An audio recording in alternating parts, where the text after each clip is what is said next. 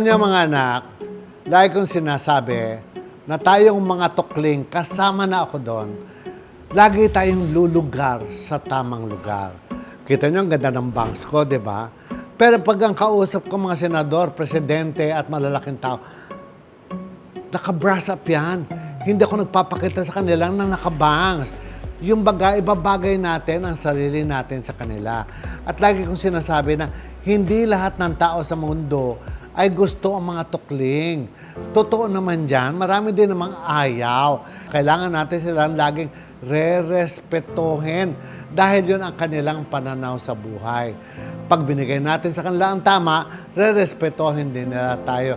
Saka nakakita, tumanda ka ng tukling, nakapagtapos ka ng college, mag-a-apply ka ng trabaho, lalaking-lalaking dating mo, at nararamdaman nila medyo kumakaliwa ang kilay, tinatanggap pa rin sa trabaho.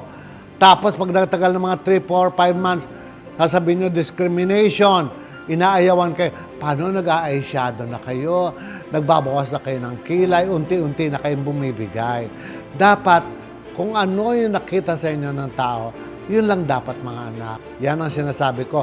Kasi ang mga tukling, laging exaggerated, laging thrill seekers, and laging overboard.